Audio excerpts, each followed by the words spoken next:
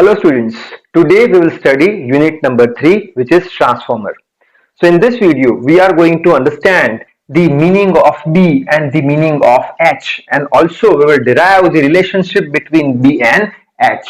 So first we will derive the relationship between B and H for vacuum, then we will derive the same relationship between B and H for a medium, or you can say for a material.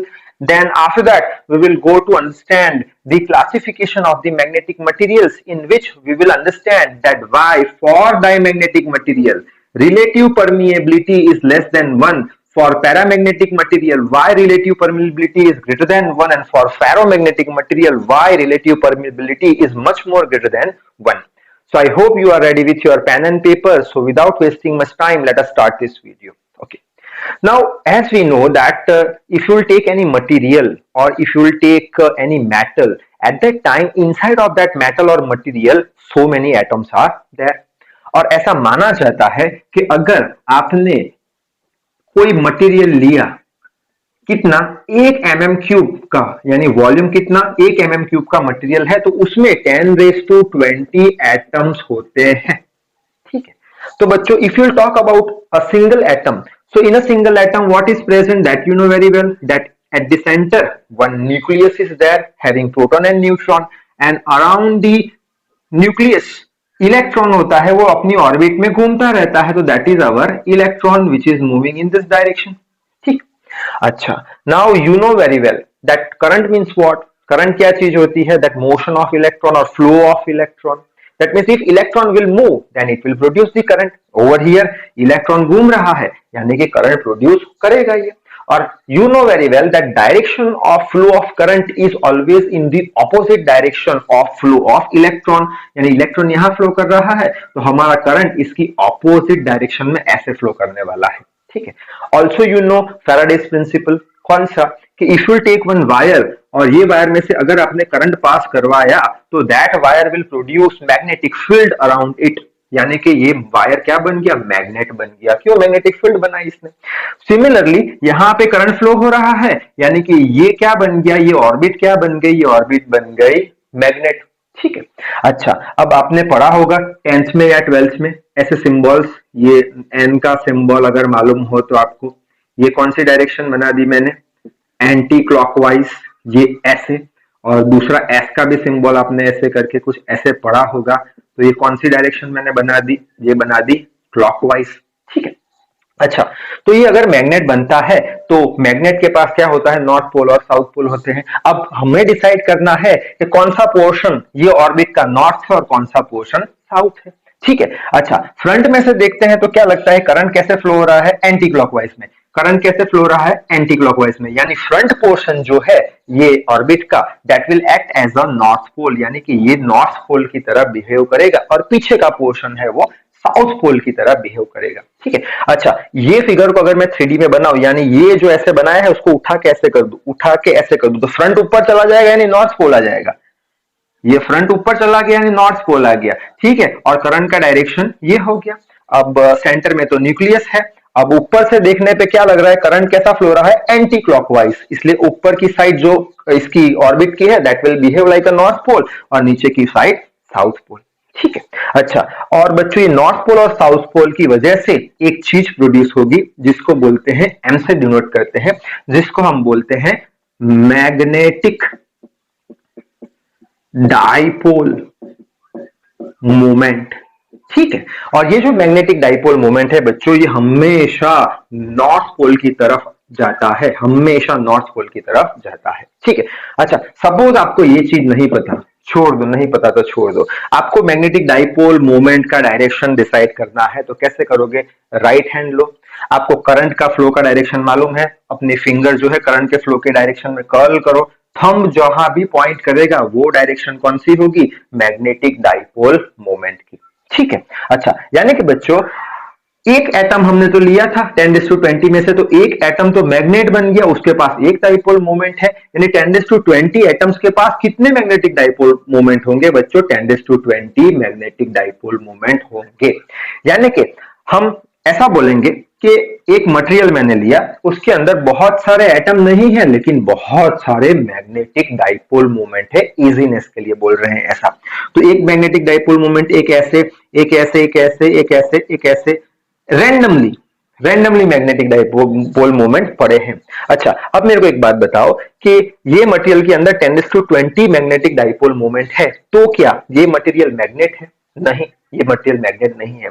क्यों magnet नहीं है sir? अभी तो आपने बताया कि magnetic dipole moment बना क्यों, नॉर्थ पोल साउथ पोल आया क्यों, मैग्नेट बना। अब आप बोलते हो मैग्नेट नहीं है, क्यों नहीं है? Because if you go for the vector addition, जितने भी मैग्नेटिक डाइपोल मोमेंट है उसका वेक्टर एडिशन करोगे, एम नेट करोगे, तो उसका वैल्यू 0 के बराबर आ जाएगा। क्यों 0 के बराबर आ जाएगा? जैसे कि एक डाइपोल मोमेंट इधर है, दूसरा इधर है, दोनों एक दूसरे को खा जाएंगे, 0 हो जाएगा। सपोज दूसरा इधर, चौथा इधर, 0 हो जाएगा। तो वेक्टोरियली अगर देखेंगे तो एमनेट 0 हो जाएगा। ठीक है। अच्छा, तो ये मटेरियल को अगर हमें मैग्नेट बनाना है, मैग्नेटाइज करना है, तो हमें क्या करना पड़ेगा? तो उसके लिए बच्चों एक एक्सटर्नल मैग्नेटिक फील्ड लगानी पड़ेगी। एक्सटर्नल मैग्नेटिक फील्ड क्यों लगा रहे हैं? क्योंकि हमें क्या करना है, इसको मैग्नेटाइज करना है, इसको मैग्नेट बनाना है। और ये मैग्नेट कब बनेगा? जब ये जो सारे डाइपोल है एक ही डायरेक्शन में अलाइन हो जाए। तो हम ये डायरेक्शन में अगर एक्सटर्नल मैग्नेटिक फील्ड लगाई तो क्या होंगे? सारे के सारे जो डाइपोल मोमेंट है वो अलाइन हो जाएंगे, मैग्नेट बन जाएगा। तो यहां पे मैं एक फिगर बनाऊंगा कि यही मटेरियल, यहां पे एक्सटर्नल फील्ड लगाया मैंने, उसकी वजह से सारे जो मैग्नेटिक डाइपोल मोमेंट है वो अलाइन हो गए।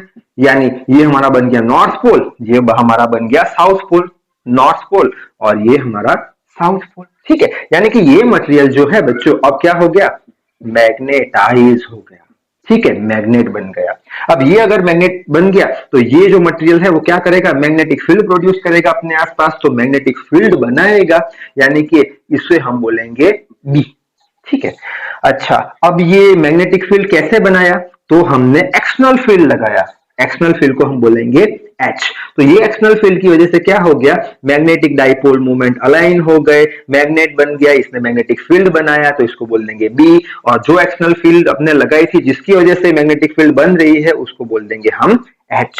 सो आई होप आपको बी और एच का मीनिंग क्लियर हो गया होगा। ठीक है। अच्छा, अब हम क्या करेंगे? हम रिलेशनशिप डिराइव करेंगे वैक्यूम के लिए और मटेरियल और मीडियम के लिए। अच्छा, तो कैसे डिराइव करेंगे?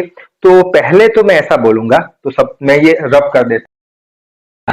तो पहले हम क्या बोलेंगे कि जो मैग्नेटिक फील्ड बन रहा है, ये जो मैग्नेटिक फील्ड बन रहा है, ये दो चीजों के प्रोपोर्शन में है। कौन सी दो चीजों के प्रोपोर्शन में?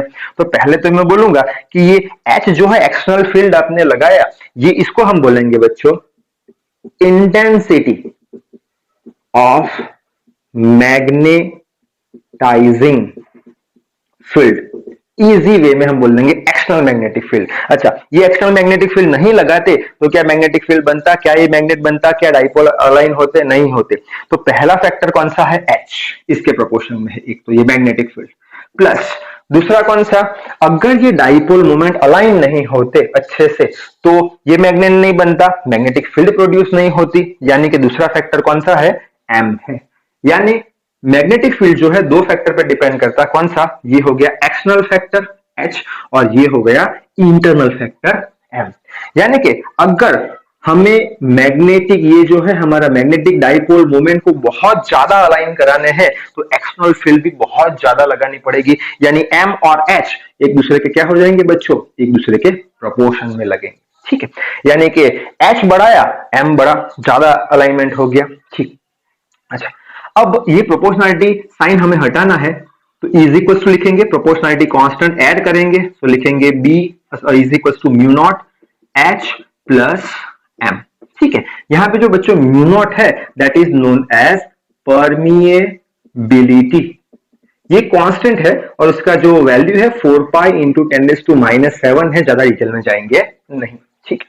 अच्छा, अब हम क्या करने वाले हैं? सपोज हमने एक मटेरियल लिया, ऐसा कुछ मटेरियल, और ये मटेरियल किस चीज का बना है? तो मैं बोलूंगा ये मटेरियल सपोज वैक्यूम का बना है, वैक्यूम का एक मटेरियल है। ठीक है। अच्छा, वैक्यूम को हमको क्या करना है? मैग्नेटाइज करना है। ठीक है, तो सबसे पहले क्या लगेगा? सबसे पहले लगेगा एक्सटर्नल फील्ड। ठीक है, एक्सटर्नल फील्ड लगा दिया। क्या लगता है ये एक्सटर्नल फील्ड की वजह से मैग्नेटिक डाइपोल मोमेंट एक दूसरे के साथ अलाइन होंगे? पहली बात तो ये, वैक्यूम में तो एटम होते ही नहीं है, एटम नहीं होते तो इलेक्ट्रॉन नहीं होते, इलेक्ट्रॉन नहीं होते तो करंट नहीं होता।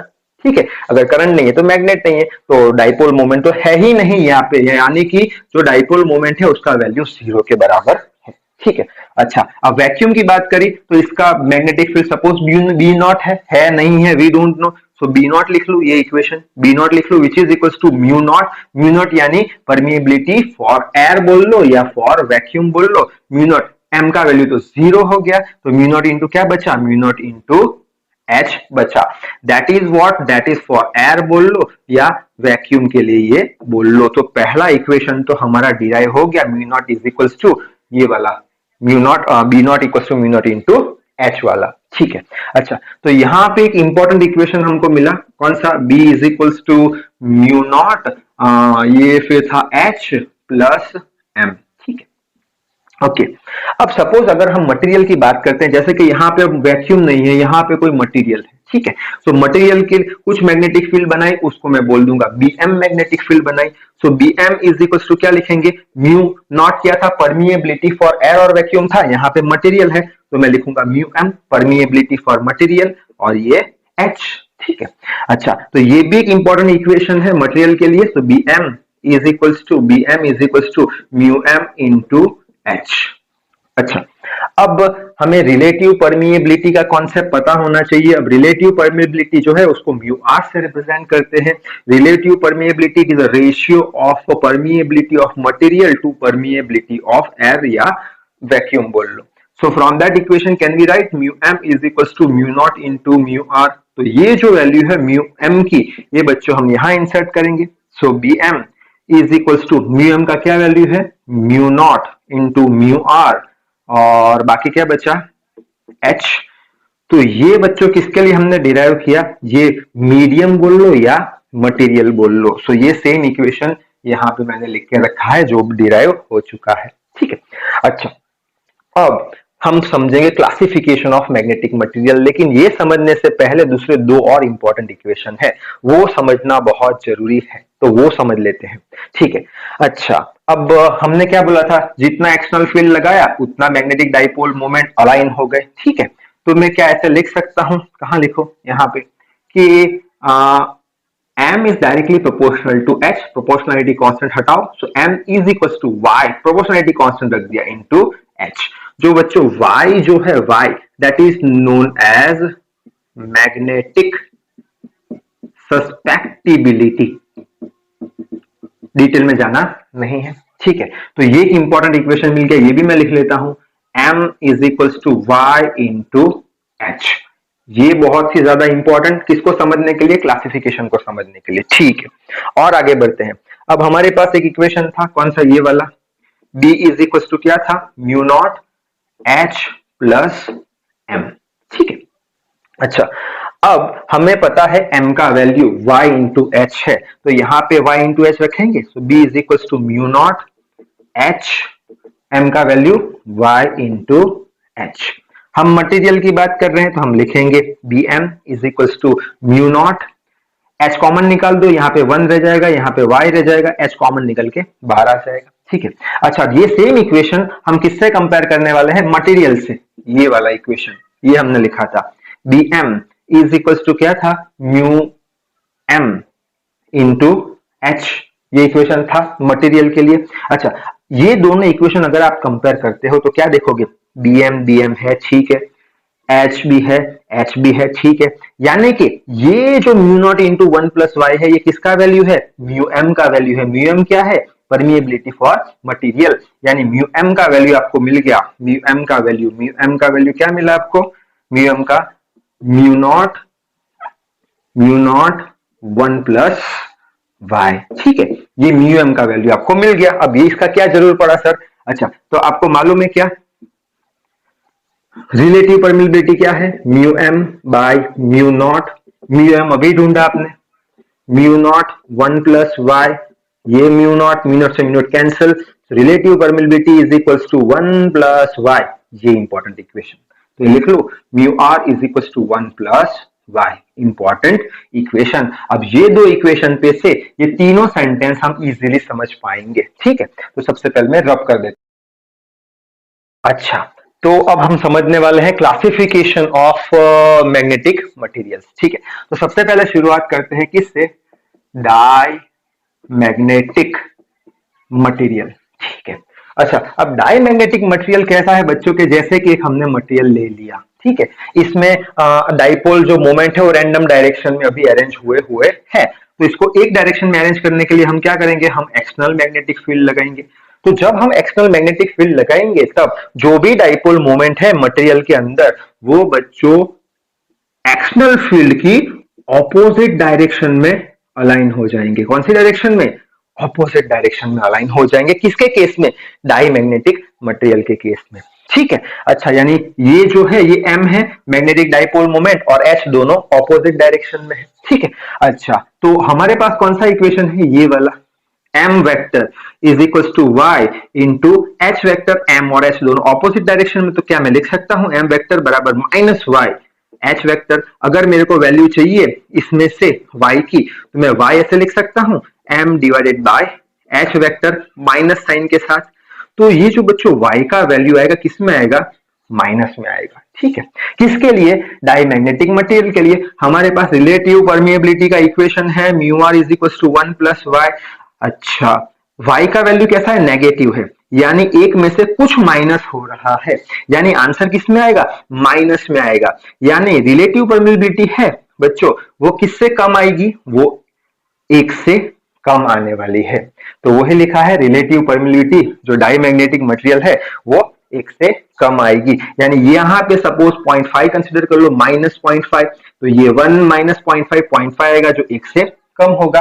इसलिए always for diamagnetic material relative permeability is less than unity और स्लाइटली लेस देन यूनिटी। और ये जो डाईमैग्नेटिक मटेरियल है वो नेचर में कैसे होते हैं बच्चों, ऑपोजिंग नेचर में होते हैं। क्यों, मैग्नेटिक फील्ड जो थी एक्सटर्नल वो ये डायरेक्शन में लगाई, डाइपोल मोमेंट इसका अपोज कर रहे हैं, ठीक। अच्छा, अगर मेरे को एग्जांपल देने हैं इसके डाईमैग्नेटिक मटेरियल के लिए, तो आप ले सकते हो सिल्वर ले लो, कॉपर ले लो, ठीक है। ये सारे एग्जांपल किसके हैं, डाईमैग्नेटिक मटेरियल के। हीलियम भी आप ले सकते हो, ठीक। अच्छा, नेक्स्ट हम जाते हैं, तो ये वाला clear, mu R less than 1 क्यों है, पैरा मैग्नेटिक मटेरियल की बात करें तो, ठीक है।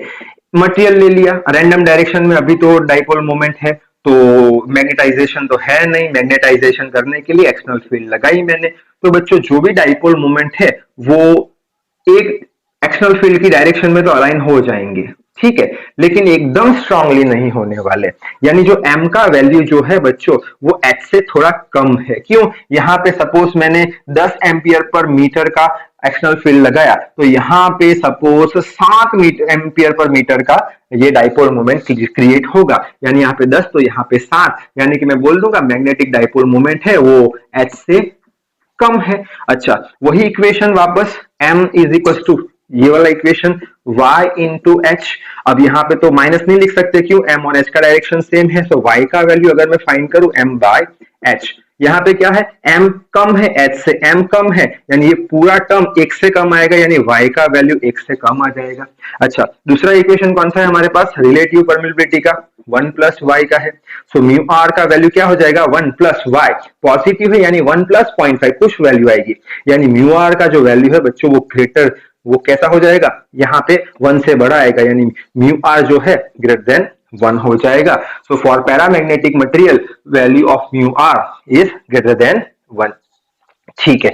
अगर एग्जांपल इसके लिखे तो एल्यूमिनियम ले लो, देन प्लेटिनियम ले लो, ठीक है, ये सारे इसके एग्जांपल हैं। अच्छा, नेक्स्ट लास्ट जाते हैं कौन सा, फेरो मैग्नेटिक मटेरियल। अच्छा, फेरोमैग्नेटिक मटेरियल की बात करें तो एक ऐसा मटेरियल ले लिया मैंने, अभी रैंडम डायरेक्शन में मैग्नेटिक डाइपोल मोमेंट है, तो उसको एक डायरेक्शन में अलाइन करने के लिए मेरे को क्या करना पड़ेगा, मेरे को लगाना पड़ेगा एक्सटर्नल मैग्नेटिक फील्ड, ठीक है। और उसकी वजह से जो भी डाइपोल मोमेंट अलाइन होंगे that will be strongly aligned, ये डाइपोल मोमेंट है strongly aligned in the direction of that external field. यानी कि यहाँ पे अगर 10 एम्पियर पर मीटर का लगाया मैंने, तो इसके अंदर मेरे को 12 एम्पियर पर मीटर का मिलेगा। जो भी मैग्नेटिक डाइपोल मोमेंट अलाइन हो रहे हैं वो, ठीक है। तो अब वापस ये इक्वेशन यूज करेंगे, m is equal to Y into H, ठीक है। m और h एक ही डायरेक्शन में तो प्लस ही रहेगा, लेकिन इसके लिए हमें क्या मालूम चला, इसके लिए ये मालूम चला कि जो m का वैल्यू है बच्चों वो greater than external magnetic field से ज्यादा है, तो y is equal to m by h आ गया, यानी कि ये m कैसा है, बड़ा है और ये छोटा है, यानी कि y का वैल्यू ग्रेटर देन 1 आएगा। और रिलेटिव परमिबिलिटी की बात करें तो 1 प्लस y का वैल्यू ग्रेटर देन 1 है, ग्रेटर देन 1 प्लस 1 यानी म्यू आर का वैल्यू बहुत ही ज्यादा 1 से आने वाला है। So value of relative permeability for ferromagnetic material is much more greater than 1। सो इस वीडियो में बस इतना ही। सो नेक्स्ट वीडियो में हम मिलेंगे लास्ट टॉपिक के साथ जो कि होगा BH curves. So till then, read hard, work hard. Thank you very much.